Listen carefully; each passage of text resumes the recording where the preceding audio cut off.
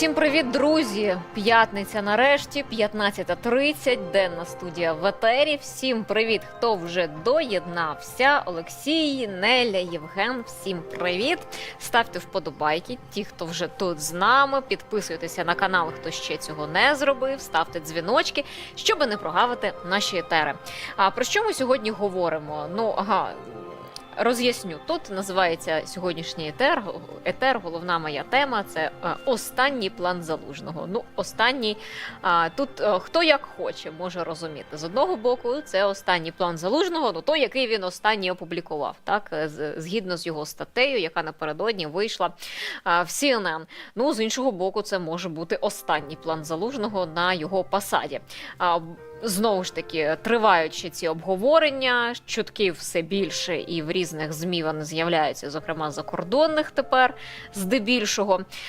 Тому все це будемо обговорювати. Військовий аналітик трошки пізніше до нас доєднається, будемо розбирати, зокрема, і те, що прописав Залужний в своїй статті. Розберемо, що це означає для України і що нам потрібно. З іншого боку, і поговоримо, зокрема, і про те, ймовірна його відставка, які може мати наслідки для України, для українського війська.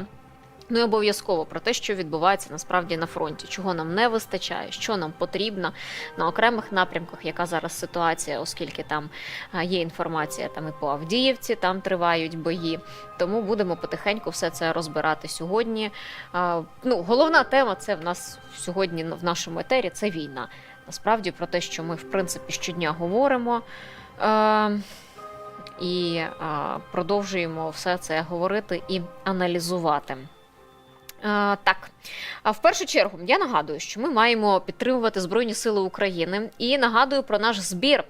В нас є розіграш, ми розігруємо ось цю гільзу з підписом головнокомандувача Збройних Сил України Валерія Залужного. Наша мета – зібрати 500 тисяч гривень для Артема Щербаківського. На даний момент ми маємо 56% від зібраної суми, потрібно 100%.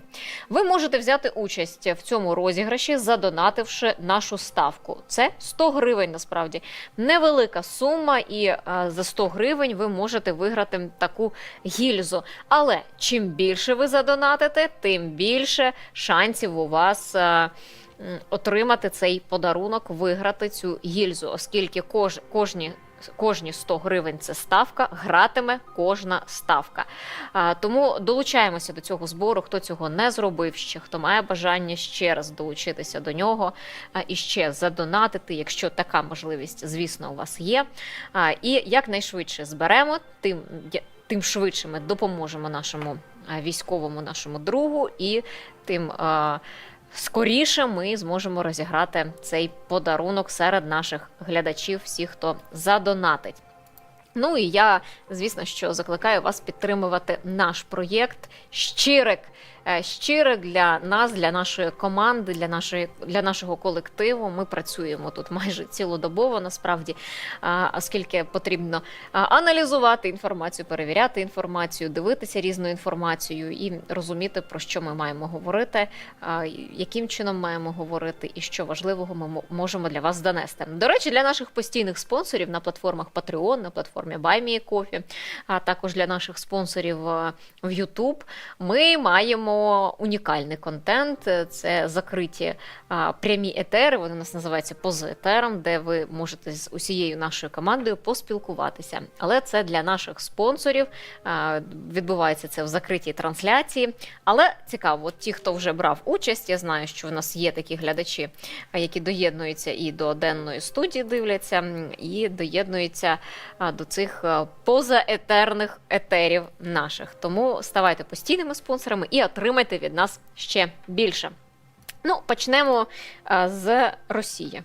Неочікувана, але там жіночка звернулася до лікарки разом зі своєю дитиною. Мовляв, у сина погіршилася поведінка, і на нього скаржаться в школі, оце ж треба перевірити, плаче, ридає, каже, батько загинув на СВО, в сина стрес, і тому поведінка стала гірша. Щоправда, співчуття від лікарки, російської лікарки, вона не отримала.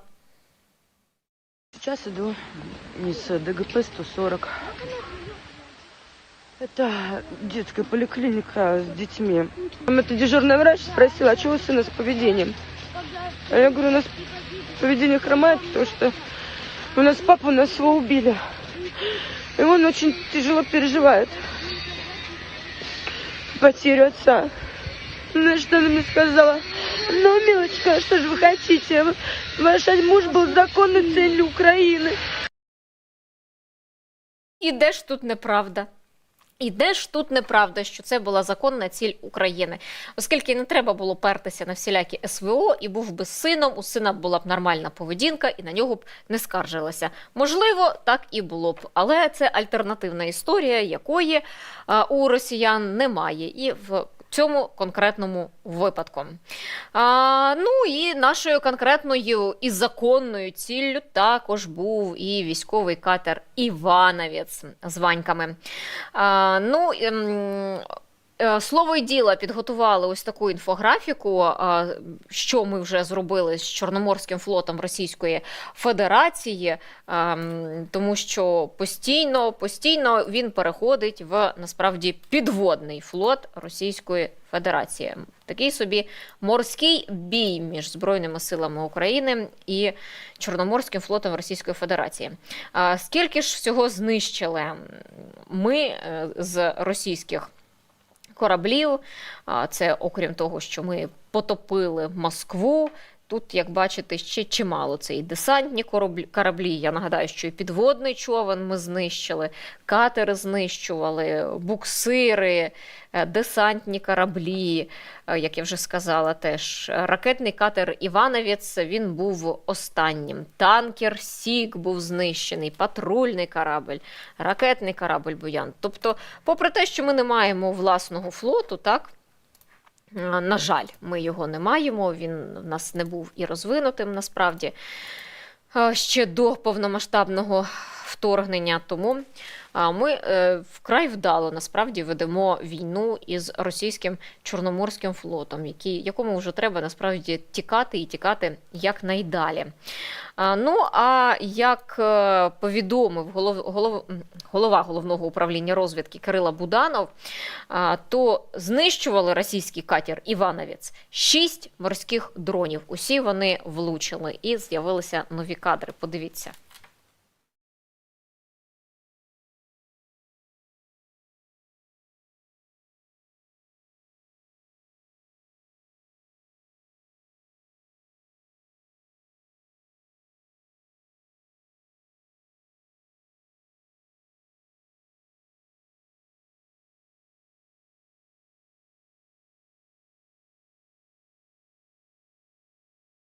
Ну, воно, як бачимо, це відео, в принципі, з цих безпілотників, наскільки я так розумію, так? І там такі красиві вибухи могли вже бачити. Ну, якщо їх 6 штук насправді влучило, ті, які запустили по цьому катеру, ну, непогана історія. Поки ви дивитеся відео, хочу ще почитати ваші коментарі. Ну, Ірина Косова з Теремків київських прекрасна. Андрій, треба ту вчительку нагородити якоюсь українською нагородою. Ну, не впевнена, що так треба робити.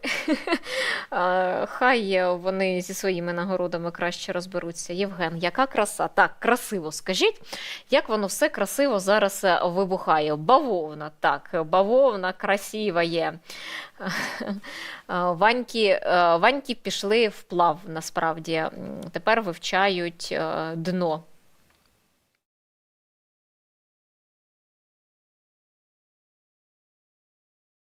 Алекс Джі, чуйте, а коли тема звільнення Залужного не буде основною в суспільстві? То пишуть, що звільнили, потім пишуть, що Нуланд не дала звільнити, то ось на цьому тижні звільнять, то з наступного тижня. Знаєте, сьогодні, коли це все думала, думаю, як вже задовбали просто з цим. Вже б завершили цей факт, щось би сказали, чи сказали, що так, чи сказали, що ні. І можна було вже спокійно далі кудись рухатися і розгрібати, а не оце мусолити одне й те саме. Але прекрасно можна бачити, як працюють наші розвідники, працюють наші воїни по російських кораблях, яким немає тепер спокою аніде. До речі, славетна російська ПВО в тимчасово окупованому Криму чомусь не надто вдало працює. Все вони там щось намагаються убезпечити свої корабліки, да, не виходить в них. Вони кожен поступово йде на дно. Ну, можемо давайте вже переходити далі. Ці відео красиво, вже подібне було опубліковано, бачили. Я ж нагадаю, що за словами Буданова, то 6 морських безпілотників відпрацювали по Івановцю. Крім того, за словами речника Повітряних сил Збройних сил України Юрія Ігната, на аеродромі в Криму, на Бельбеку, мається на увазі, під час атаки Сил оборони було вражено щонайменше 3 російських винищувача. Ну, а як пишуть навіть самі російські пабліки, то внаслідок цієї атаки на аеродром Бельбек, ймовірно, було ліквідовано російського генерала Олександра Татаренка. Він був командиром авіаційної ескадрилії. Також відомо, що разом з генералом на той світ пішло ще 10 російських військових. Ну, хай йому буде земля скловатою. Ну і показали сьогодні, з'явилося відео, як наші воїни звільняли острів Зміїний, зокрема, про українську реактивну систему залпового вогню «Ураган», яка прямо з баржі обстрілювала окупантів на острові Зміїний. Подивіться на цю неймовірну роботу. Це архівне відео від 4 травня 2022 року. Льончик, огонь.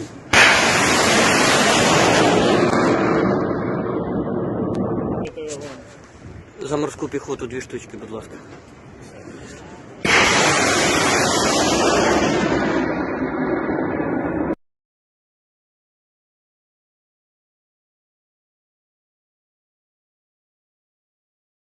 Ну, прекрасна ж робота. Острів Зміїний під контролем України. І під контролем він вже насправді давно, ще з 22-го року.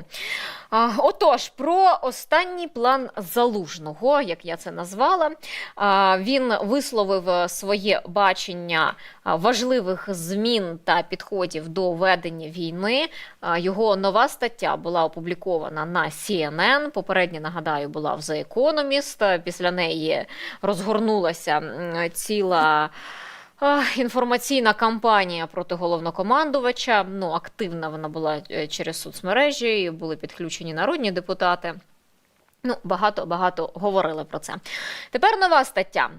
Залужний каже, щоб перемогти противника, потрібно бути більш мобільними в тактиці та засобах. Зокрема, використовувати унікальний досвід ведення бойових дій та шукати нові спроможності і шляхи, щоб здобути перевагу. У цьому контексті технології саме мають перевагу в порівнянні із традицією, за словами Залужного.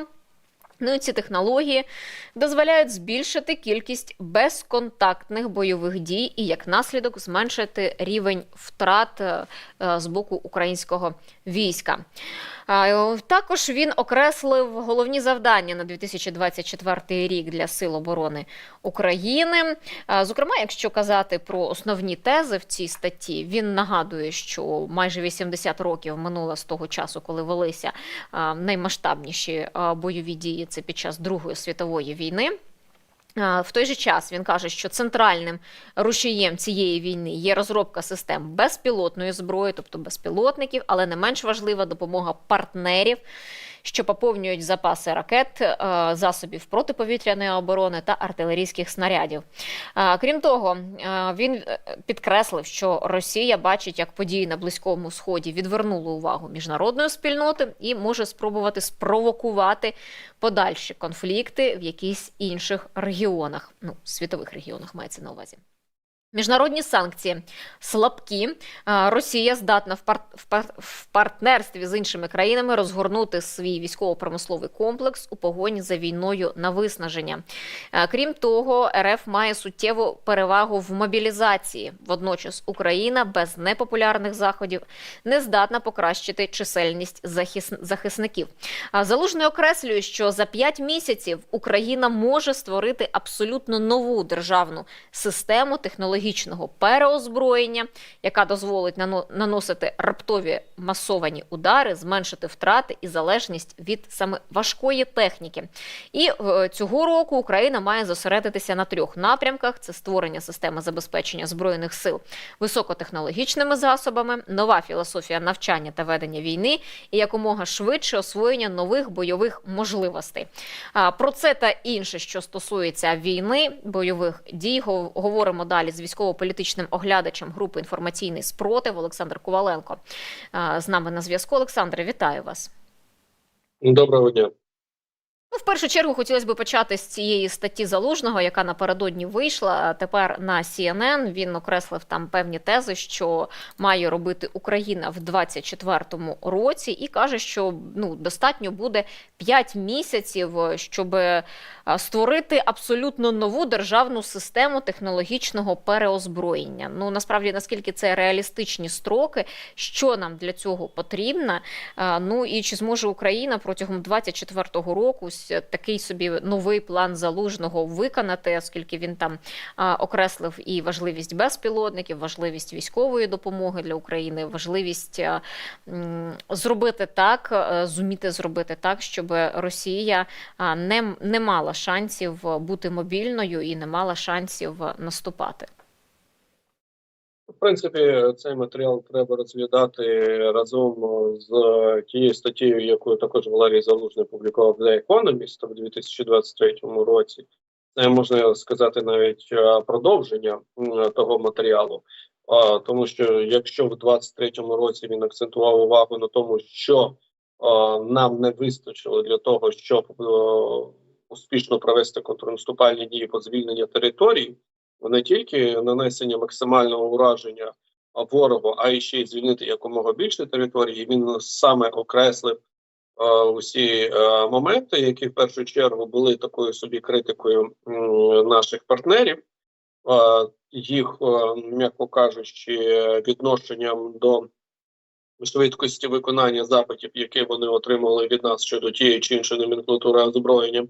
То тут вже більш, я б сказав би так, ширше приділено увагу тому, що треба робити, щоб в 2024 році ми не опинилися в становищі позиційної війни протягом року, щоб цей момент позиційної війни він залишився в першому півріччі 2024-го, а в подальшому ми мали перспективу технологічного домінування над супротивником у той час, як хто б там що не казав, але все ж таки в технологічному плані росіяни деградують. І ми це саме спостерігаємо. Але нашу еволюцію та наше домінування, вони залежать в тому числі від підтримки наших міжнародних партнерів. Це дуже важливий фактор. Отже, від цієї компоненти також залежить, яке друге півріччя 2024 року буде для Сил оборони України. Тобто нам цього року, насправді, і про це пише Залужний, що пріоритет – це застосування безпілотних технологій. Тобто нам потрібно більше різних безпілотників, відповідно, це ж потрібно більше операторів безпілотників, я так розумію, щоб в нас нарощувалося виробництво, нарощувалося постачання, і для цього нам теж потрібна допомога західних партнерів, там країни Балтії, вони зараз допомагають нам, зокрема, із постачанням безпілотників, оскільки це є відносно недорогий засіб в порівнянні там з боєприпасами, щоб застосовувати їх на фронті. Але наскільки вони прям можуть кардинально змінити хід ведення війни? БПЛА – це засіб ураження, який має відповідно свій функціонал. Його порівнювати з тією ж самою артилерією не треба. До речі, саме Залужний до артилерії, він звертає увагу на артилерію та необхідність пропорційного забезпечення її боєприпасами. Чому він не пише, наприклад, що дрони або БПЛА можуть замінювати артилерію? Але ми багато в інформаційному середовищі чуємо, що дрони можуть замінити артилерію. Ні, вони ніяк не можуть її замінити. Від слова взагалі. Дрони, виконують дуже важливу роль в зоні бойових дій.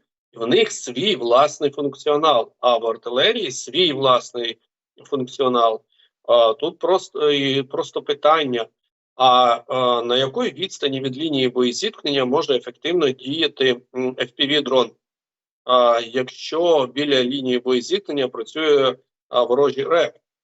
Це максимум 3-5 кілометрів в найкращому випадку, щоб ефективно виконати бойову задачу. В свою чергу, в незалежності від РЕБу, артилерія може працювати і на 3-5 кілометрів, і на 10, на 15, на 30, на 40. А якщо це реактивна артилерія, то на 70, 80 та більш ніж 100, відповідно від модифікації. Отже, порівняємо? Ніякого порівняння. До того ж, дрон – це обмежена бойова частина, яка здатна знищувати артилерію, танки, ББМ, автотранспорт, людський ресурс в цій ближній зоні. А артилерія – це бойова частина значно більша, в 10 разів більша. Це може бути 15 кг вибухової речовини, 80, 90, 100, 150 кг вибухової речовини, які відправляються на великій відстані та здатні вражати склади з боєприпасами, склади з паливно-мастильними матеріалами, знищувати командні пункти, пункти управління, штаби і так далі. Тому це різні за загалом функціонал. Але в ближній зоні FPV, дрони і загально БПЛА, вони дуже корисні в своєму функціоналі. І тому нам їх потрібно якомога більше, щоб в ближньому радіусі дії, в ближній зоні, максимально домінувати над ворогом. В свою чергу, не забуваючи про те, що в нас є інші галузі. Тобто це не означає, що ми можемо виграти війну дронами. Ні, нам для того, щоб виграти війну, потрібні не тільки дрони якомога більше артилерійських боєприпасів, якомога більше далекобійних ракет, якомога більше танків, ББМ, авіації і так далі. До речі, про боєприпаси і про зброю українського виробництва, то Залужний так не детально, але тим не менше розкритикував систему виробництва зброї в Україні. Я процитую. Він пише, що ми залишаємося обмеженими недосконалістю нормативно-правової бази в нашій країні, а також частковою монополізацією оборонної промисловості. Це призводить до вузьких місць у виробництві, наприклад, боєприпасів, що ще більше поглиблює залежність України від союзників у питаннях постачання. Тут я б хотіла, якщо ви можете, роз'яснити, що мається на увазі, наскільки в нас недосконала нормативна правова база, про яку пише Залужний щодо виробництва власної зброї. І виходить так, що ми можемо більше, але щось нам в країні заважає це зробити. В нас багато що залежить, наприклад, від Укроборонпрому. Укроборонпром вже давно ведеться дискусія щодо того, що це ахіллесова п'ята загально в нашому військово-промисловому комплексі. Він створювався тоді, коли в ньому нібито була якась необхідність, і частково він виконав свої функції. Але подальше реформування воно розпочалось. Зараз розпочинати реформування Укроборонпрому і приведення все в інший формат взаємовідносин в військово-промисловому комплексу, скажімо так, це ризиковано. Чому ризиковано? Це особливо моя думка. Чому це ризиковано? Ми зараз бачимо, що в нас відбувається, наприклад, законопроектом про мобілізацію. І наскільки аврально та незлагоджено цей процес відбувається. І є серйозні побоювання, що воно буде, м'яко кажучи, якось ефективно все ж таки дороблено. Моя особиста позиція була у тому, що цей процес, цей законопроект про мобілізацію, він повинен був спокійно, м'яко кажучи, але все ж таки розпочатись формуватися ще в 2022 році. Кожен пункт повинен був розглядатися, а не зараз, як відбувається все в авральному режимі, майже в форматі нон-стоп. Це не призведе до створення чогось ефективного та дієвого, на жаль. Так само і зараз, якщо ми говоримо про реформування старих мастодонтів, то це повинно було розпочатися набагато раніше. А ці мастодонти, вони, звісно ж, будуть чинити опір. Отже, якогось ефективного результату зараз дуже швидко ми навряд чи отримаємо. А те, що отримуємо, навряд чи воно буде мати достатньо високий коефіцієнт корисної дії. Хоча сам акцент, сама думка, вона дуже вірна.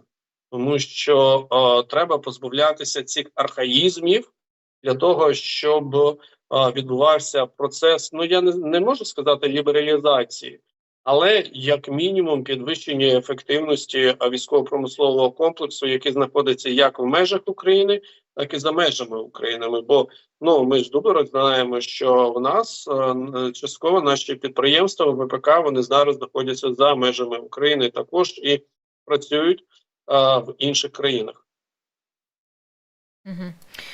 Ви торкнулися тут мобілізації. Я б, знаєте, сказала, що це все відбувається в атмосфері повного нерозуміння і спекуляцій, в принципі, цей законопроєкт, коли, по суті, немає відповідальної особи, яка б мала б цим займатися, і всі кожен один на одного перекидують цю гарячу картоплинку, аби тільки не взяти її в руки і не почати працювати з цим документом, працювати з новими нормами і працювати, зокрема, із суспільством для пояснення, що відбувається, чого очікувати і як зміняться правила. Ну, от це от моє сприйняття, знаєте, коли дивишся, як воно все відбувається.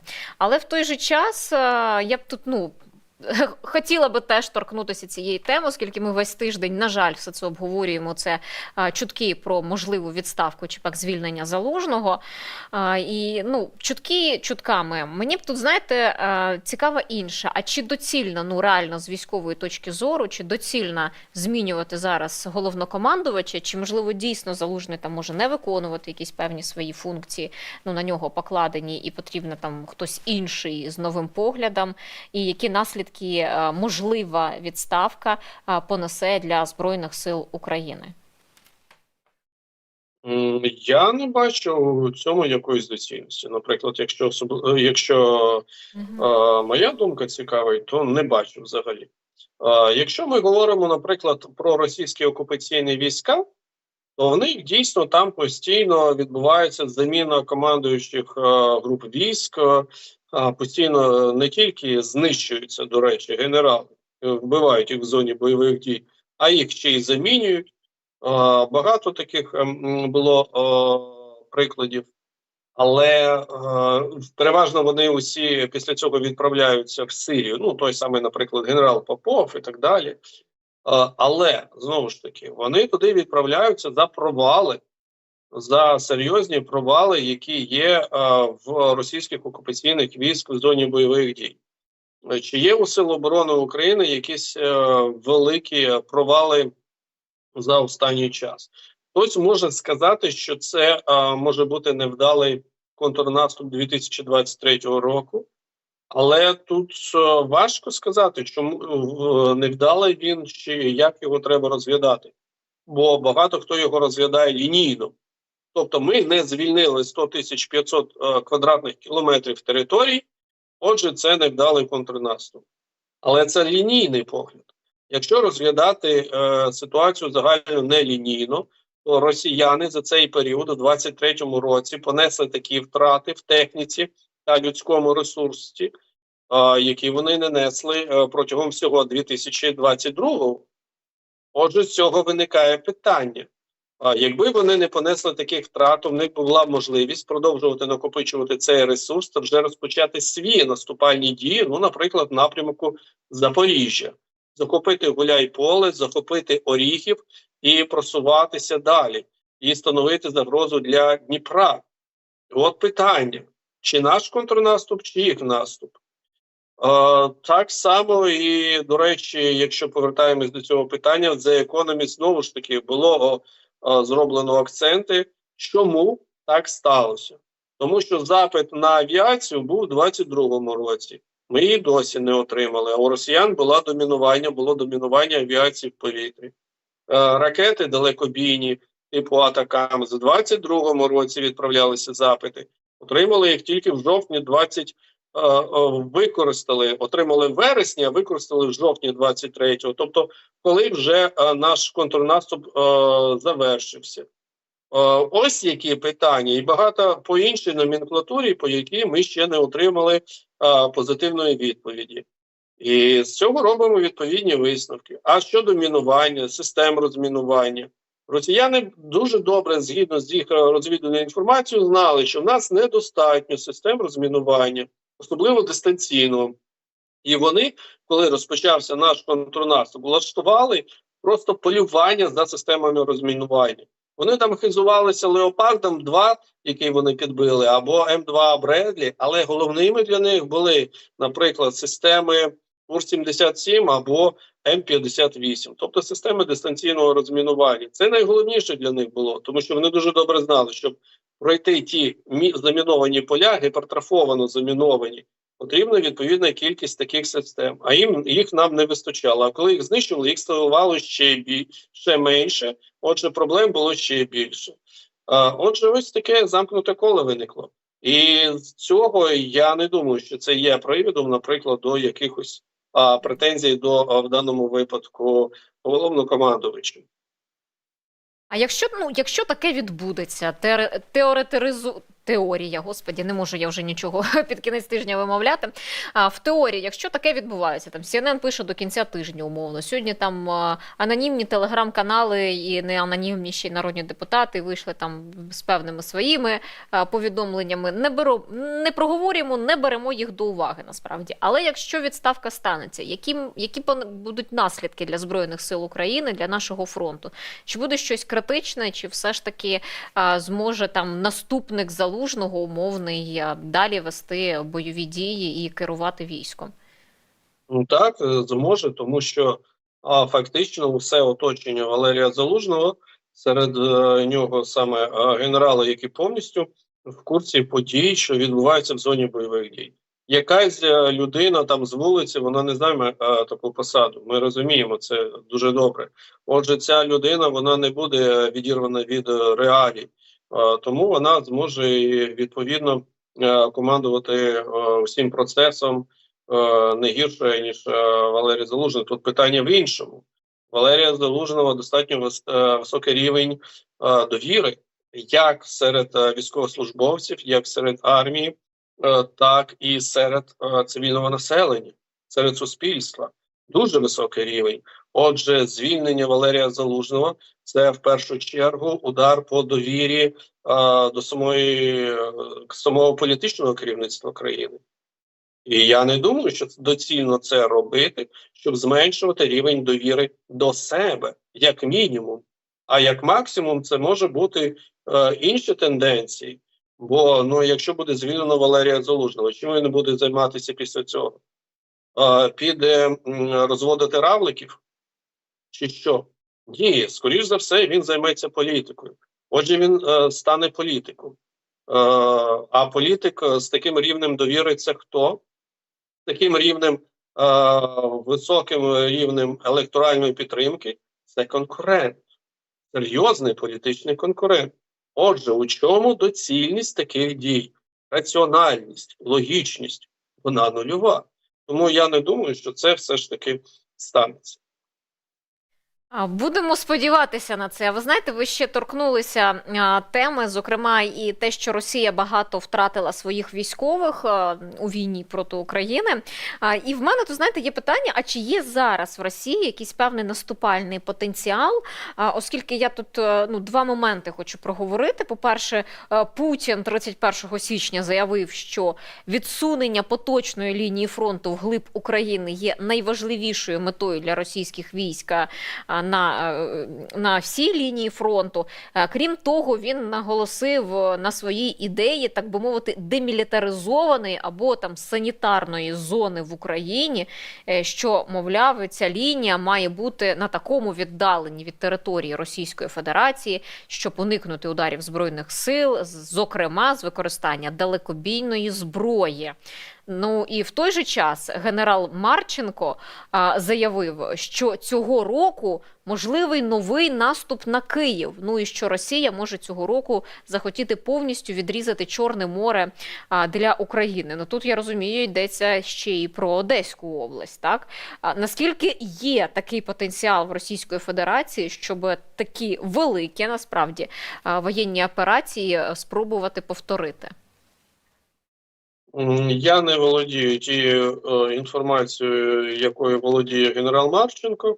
Але я не бачу жодної можливості для росіян зараз накопичити такий ресурс та створити такі умови для, по-перше, наступу на Київ 2.0, по-друге, для того, щоб відрізати Україну від Чорного моря, тобто захопити Одесу, Одеську область, Миколаїв та Миколаївську область. Ну і, звісно ж, правобережну Херсонщину. Я не бачу жодної такої можливості. Давайте просто проведемо аналогію. Скільки вони зараз наступають в напрямку Авдіївки? Ну, вони вже це 3,5 місяці роблять. Вони там в районі Авдіївки накопичили 45 тисяч особового складу. Який результат? Поки що, ну, взагалі ніякого. Вони тільки підійшли з півдня до міської межі по декільком вулицям. І це результат за 3,5 місяці. Я нагадаю, що на Київ у 2022 році наступала група військ 40 тисяч особового складу. Зараз 45 тисяч наступає на Авдіївку, 3,5 місяці. Скільки треба для того, щоб наступати на Київ? Щоб тільки створити відповідне ударне угруповання, щоб прорвати наші лінії оборони, і це ще не факт, що вони будуть прорвані, треба 120 тисяч особового складу. Такого у них ресурсу нема. Ніде. Не на території Російської Федерації, не де-інде. В зоні бойових дій в Україні все зосереджено по групам військ. Якщо з цих груп військ забрати 120 тисяч, то вони одразу почнуть просідати. Щоб зробити наступ в напрямку Херсонщини, Миколаївщини та Одещини, відповідно, це потрібний ресурс приблизно 300-400 тисяч особового складу. І це як мінімум. Він є? Ні, його нема. А це не просто людський ресурс. Тобто я зараз говорю про людей. Техніка. Це все ще техніка. Штатна комплектація кожного підрозділу, щоб цей підрозділ виконував відповідну функцію, бойові задачі ефективно. Тому я не знаю ще раз, якими даними володіє генерал Марченко, але згідно з моїм аналізом поточної ситуації, який я проводжу майже кожну добу, таких можливостей у російської армії не буде, як мінімум, перше півріччя 2024 року. Після виборів на Росії, можливо, вони будуть проводити мобілізацію, а вони її будуть проводити. Але ця мобілізація їм дозволить в першу чергу компенсувати втрати, які вони понесли за період наступу, зимового наступу, який почався, ну, фактично повністю в листопаді, хоча першим таким собі зеленим світлом для наступу було 10 жовтня на Авдіївку, 23-го. В листопаді по всім напрямкам вони вже його розпочали. До речі, а результат цього наступу – 470 тисяч особового складу зараз у них в зоні бойових дій. Що вони захопили? Харків захопили, Лиман захопили, Борову захопили, Куп'янськ захопили. Ні, захопили село Крахмальне на 5 будинків. От результат – 470 тисяч. Тисячі одиниць техніки. Це багато про що говорить насправді. Про їх потенційний наступальний потенціал.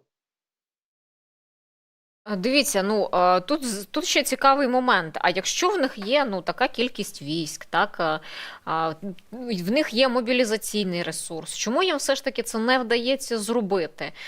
Ми маємо зараз теж брак снарядів, ми маємо брак військової допомоги від наших союзників через внутрішні проблеми там в Сполучених Штатах Америки, зокрема.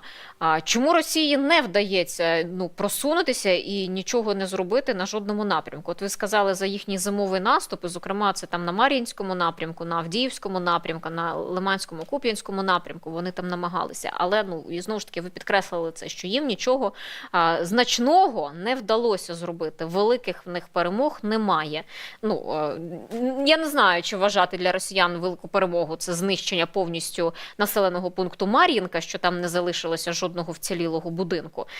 Навряд чи це можна назвати великими успіхами. Але чому їм це не вдається? Це дуже, мабуть, питання дуже просте і все дуже просто. Хоча на війні нічого просто не буває. По-перше, це те, що дійсно ми професійно тримаємо оборону.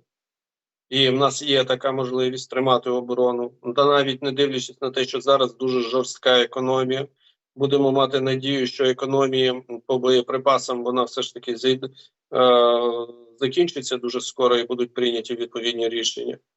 А другий момент – це те, що у росіян також не найкраща ситуація. Я ж не даремно згадував про штатну комплектацію підрозділів. А у них критична ситуація, у них багато людського ресурсу, тобто м'яса, яке вони можуть кидати в м'ясорубку, але в них не багато самої м'ясорубки, тобто механізованої компоненти, щоб створювати її для наших військ. От у чому справа. В підрозділі, ну, наприклад, танкова рота. Замість 11 танків, в них там 4 танки, 5 танків. Батальйон ББМ, батальйонний комплект, батальйони тактичної групи – це 33 одиниці. Замість 33 одиниць в них 11-12 ББМ. Ось що в них з дефіцитом. Хтось не звертає уваги на ці цифри, а ці цифри вони багато про що кажуть. Наприклад, 80 підрозділ з 80 військовослужбовців повинен штурмувати якусь позицію. Ну, це фактично рота, м'яко кажучи, ну, умовно рота, кажемо так.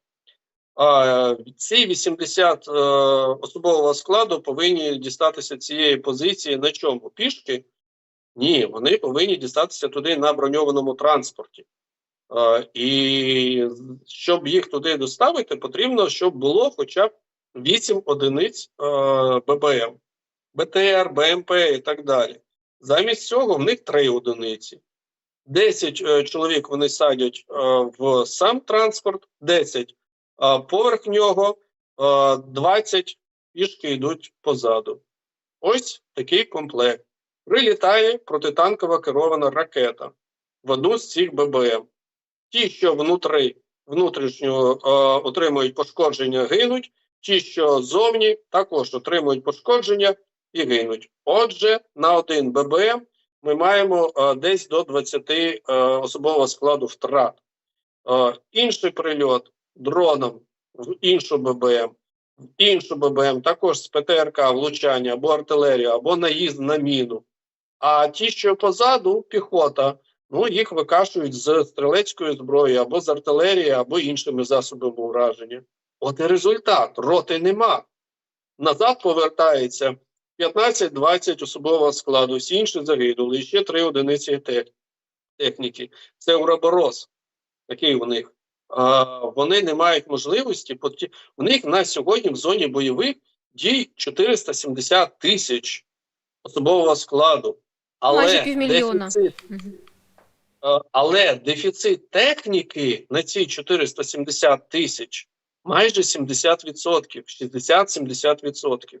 І тому вони переважно змушені наступати піхотною компонентою, або, як під час Другої світової, всі посідали на танки та поїхали. Танк підірвався на ТМ-62 і все. Хана і екіпажу, хана і тим, хто був на танку. Чи взагалі дрон прилітає, така ж сама історія. Отже, у цьому і проблематика їх на сьогодні можливостей вести наступальні дії. Це пов'язано з тим, що інтенсивність бойових дій достатньо висока, вони несуть високі втрати, і їх військово-промисловий комплекс може компенсувати ці втрати. Іноді навіть не в нуль, іноді навіть не встигає. Але все ж таки частково вони можуть це компенсувати. Але щоб задовольнити потреби, ось вони постійно проводять мобілізацію у себе, мобілізують ресурс, але щоб повністю їх задовольнити штатною кількістю техніки, в них можливості нема. І саме тому і рівень їх наступальних можливостей знижується. Навіть, я скажу так, він в них стає нижчим кожного дня. Але головне, це щоб їм не було надано можливості відновити цей потенціал. Тобто взяти паузу. Ну, якийсь там режим тиші, перемовини мирні, чи якась інша маячня, мовляв, Росія хоче миру. Ні, такого не буде ніколи. Росія цим скористається, щоб відновити свій наступальний потенціал. До речі, тут я додала б, що за підрахунками журналу Forbes вони писали про те, що Росія з початку повномасштабного вторгнення втратила майже 90% своїх танків та 75% високоточних ракет. Ну, тим не менше, ви кажете, що частково вони там ще можуть поповнювати свої втрати, але це не відбувається так аж швидко. А я би хотіла ще уточнити щодо Авдіївки. От там, зокрема, і представник евакуаційної групи «Білий Янгол» Павло Дяченко розповідав про те, що з околиць міста евакуювали місцевих жителів, евакуювали цивільних, там просто під обстрілами. Наскільки критична зараз ситуація навколо Авдіївки? Як скоро ми можемо там вдатися до там певного тактичного відходу, щоб полишити ці позиції і не втрачати наші війська? Чи ми все ж таки там можемо ще достатньо протриматися? Ми можемо там достатньо протримуватись. Все залежить від контролю траси 0542. Найближчим часом про відхід з Авдіївки взагалі мови не йде. Росіяни не мають якогось домінування по діям в полях. Вони не мають якоїсь переваги і зараз в нав'язуванні нам міських боїв. Отже, зараз ситуація, вона стабільно складна, дуже складна. Бо це найбільш інтенсивна локація за рівнем ведення бойових дій. Там дуже складно, особливо росіяни зараз там акцентують увагу на нанесенні ударів з використанням тактичної фронтової авіації кабами. Але на сьогодні про якийсь відхід там немає доцільності виводити гарнізон з Авдіївки. А щодо Харкова, чи можливо поновлення російського наступу в тому боці і оточення чи то захоплення цього міста, ну скільки знову ж таки посилаючись там на Путіна і його бажання мати санітарну демілітаризовану зону, ну щоправда це не тільки тоді Харкова стосується, а майже всій території України, але тим не менше, чи є якась загроза для Харкова на даний момент? Ні, є загроза для Білгородської області. Скоріше з неї можна зробити санітарну зону. Це було б непогано, ви знаєте, тому що на Білгородщині потрібно теж там проводити свою санітарну зачистку. Олександре, дякую за те, що долучилися до етеру, дякую за ваш час і за ваш аналіз поточних подій на фронті і, в принципі, що відбувається, стежимо далі. Гарного дня. Так, друзі, донатимо на Збройні Сили України. Це по-перше. Не забувайте робити це завжди. В нас є свій розіграш, бачите QR-код на вашому екрані. Розіграємо гільзу з підписом головнокомандувача Збройних Сил України Валерія Залужного. Мета зібрати 500 тисяч гривень. Мінімальна ставка 100 гривень, друзі. Ну, торкаючись теми, в принципі, військових і політики, так, про що Олександр, зокрема, і сказав, що якщо Зеленський звільнює Залужного, то Залужний стає його вже точно прямим конкурентом в політичних баталіях. Тоді генерал стає вже політиком.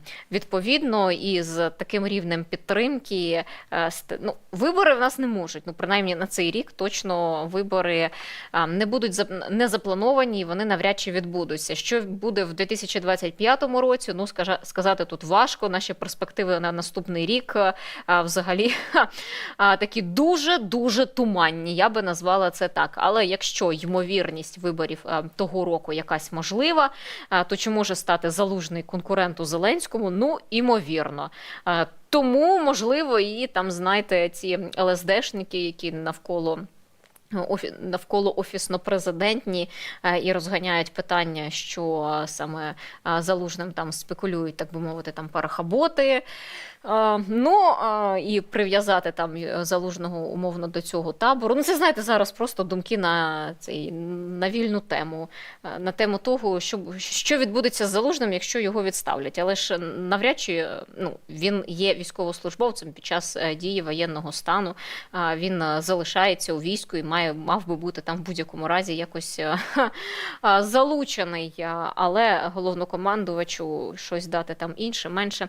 Ну, то таке, то знаєте, вже просто буде на рівні одна баба сказала, в даному випадку цією бабою буду я, тому я не хочу бути.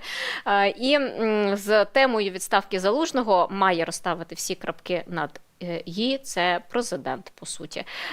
Ну, сказати, що так, працюємо далі, там, працюємо в одній команді, тому що те, що зараз несеться, і несеться багато, ви тут згадували, зокрема, і Фесенка. Я ще дивилася, слухала, що каже Михайло Подоляк, оскільки він є таким собі речником від Офісу президента і говорить, коментує багато.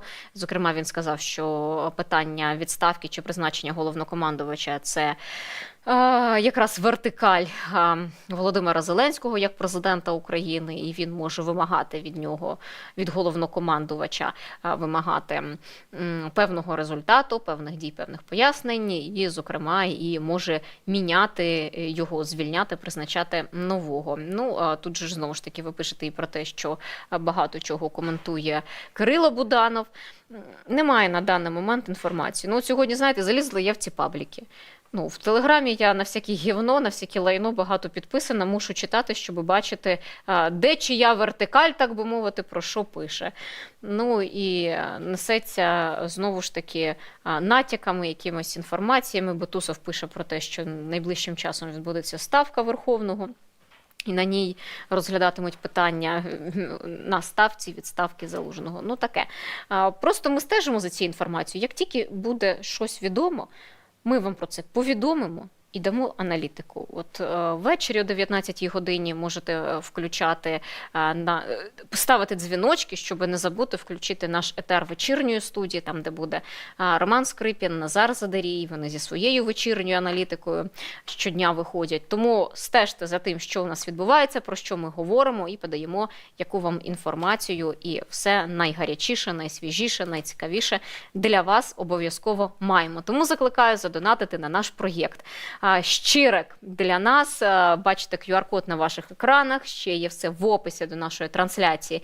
Якими методами можна для нас задонатити, підтримати нашу команду, підтримати наш проєкт, і ми зможемо працювати для вас ще краще, ще більше.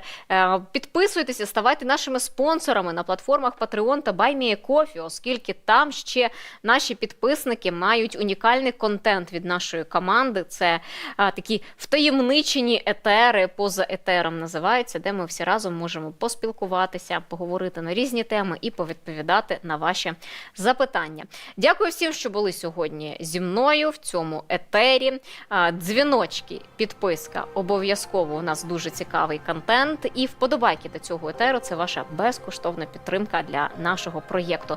Усім спокійного вечора, подивіться ще вечірню студію, а ми ж зустрінемося в денній вже в понеділок о 15:30.